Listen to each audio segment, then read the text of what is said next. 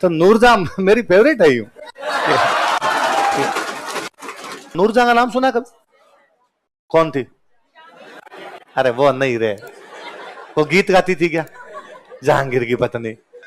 आजादी के बाद हुई, आजादी के बाद। तो तुम्हारे साथ गंभीर लोचे हैं, तुम्हें कोई एक नाम रटवा दिया जाए तुम्हारे वही याद रहता है। आजादी के टाइम अपने भारत की बहुत बड़ी सिंगर थी नूरजहां। आजादी के बाद वो चली गई पाकिस्तान। यदि आजादी के बाद वो पाकिस्तान नहीं जाती तो आप लता मंगेशकर का नाम तक नहीं जानते। नूरजहां इतनी बड़ी गायिका थी।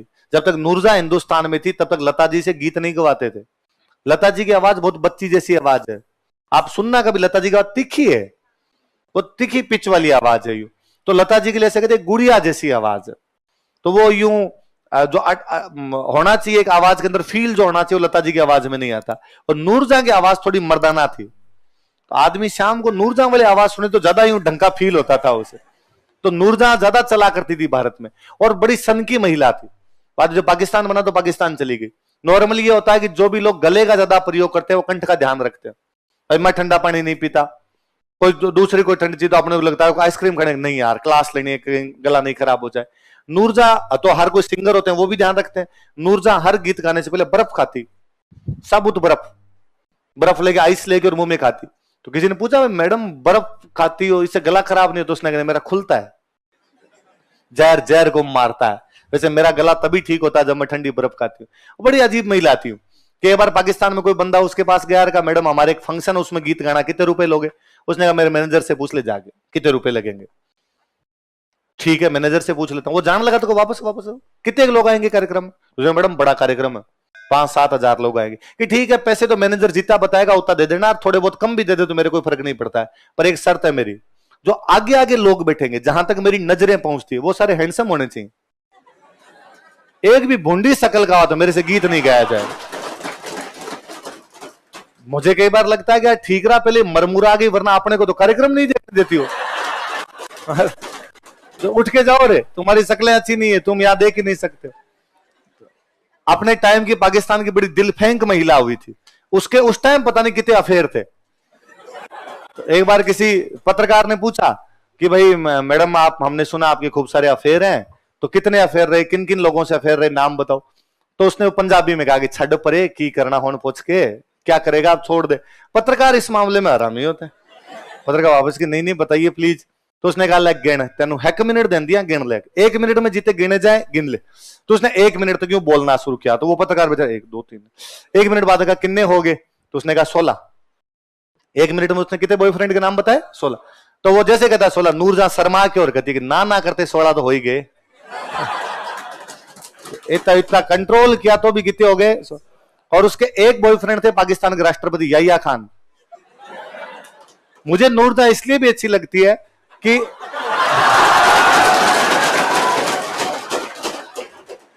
1971 वाला युद्ध है, 1971 में बांग्लादेश के अंदर हम लड़ रहे हैं, है ना, भारत पाकिस्तान के खिलाफ बांग्लादेश को आजाद करवाने के लिए लड़ रहा है। और पाकिस्तान की सेना को बेचारी को समझ नहीं आ रहा भाई भारत के खिलाफ लड़े हैं, सरेंडर करें, क्या करें क्या नहीं करें। तो पाकिस्तान का इधर जो सेनापति था, जो कमांडर था, उसका नाम था नियाजी। क्या नाम था? जनरल नियाजी। तो जनरल नियाजी को कहा कि भाई क्या करना, आगे डिसीजन क्या लेना। तो जनरल नियाजी ने कहा राष्ट्रपति से पूछो। और राष्ट्रपति हुआ करते याहिया खान, और याहिया खान पहले खुद जनरल रह चुके थे, तो फौज का आदमी था।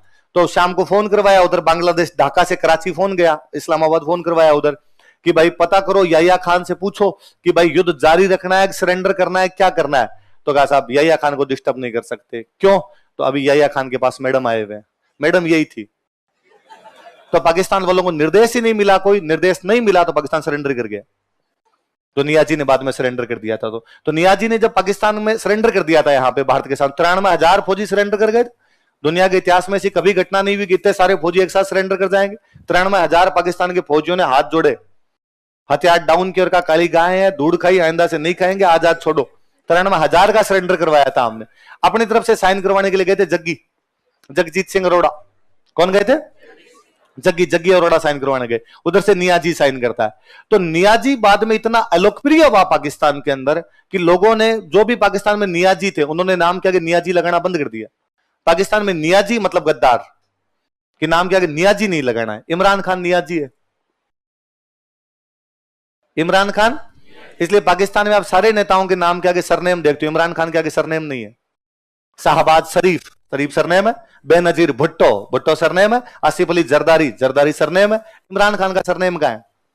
इमरान खान नियाजी है। इसलिए बेचारा इस डर से नहीं लगाता कि जैसे मैंने लिखा इमरान खान नियाजी, पाकिस्तान वाले कहेंगे गद्दार है।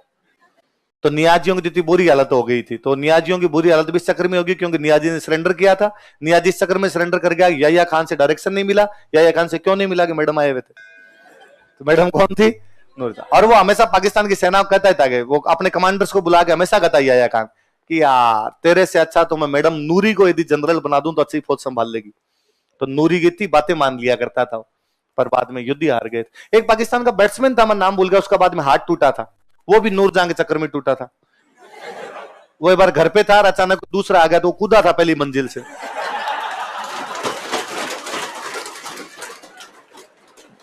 पाकिस्तान बहुत अच्छा बैट्समैन था, मतलब आगे खेलता तो खूब खा। तो नूरजहां मेरी फेवरेट है। यूं पाकिस्तान वालों के कई कांड कर गई है महिला, अपने को फायदा हुआ भाई। अपनी जासूसी मान लो, आप ये मान लो कि भारत को फायदा पहुंचाने के लिए पाकिस्तान ने प्लांट की हुई थी। और मिस्त्री एक ऐसी प्रजाति है जिसको आप कितना भी समझा दो वो वही करता है जो उसको आता है ना। मतलब घरों में मैं देखता हूं, गांव में जब मकान बनाते हैं तो आजकल थोड़े बहुत लोगों के पास पैसे आगे नक्शे वक्शे बनवा के ले आते हैं, मैप आर्किटेक्ट से बनवा के ले। आर्किटेक्ट बताता है ये सीढ़ियां ऊपर से इधर से जाएगी, ये किचन इधर रखना है, ये रखना है, ये रखना है। फिर मिस्त्री को पूरा समझाते हैं कि देखिए ये सीढ़ियां इधर से जानी चाहिए। तब वो बैठा बैठा तब भी कहता है ना ना ना ना ना, इधर से नहीं जाती, सीढ़ियां बाहर से जाती है। अरे नहीं, हमारे अंदर से जानी चाहिए। और आर्किटेक्ट ने समझाया, और ये इतने फीट की रसोई होनी चाहिए, ये इसके पास में बाथरूम होना चाहिए। वापस कहता है अरे साहब रसोई के पास बाथरूम कौन करवाता है? ऐसे थोड़ी होता, साफ सफाई भी तो चीज होती है। आप वापस कहते हो नहीं नहीं ये वाला बाथरूम, हॉल वाला बाथरूम यहीं देना है, यहीं पे। आप जाते हो, जाने के बाद मिस्त्री अपने सारे मजदूरों को कहता है कि 16 साल का एक्सपीरियंस है, ये सिखाएंगे। और मेरे को ऐसे कागजों की आवश्यकता नहीं है।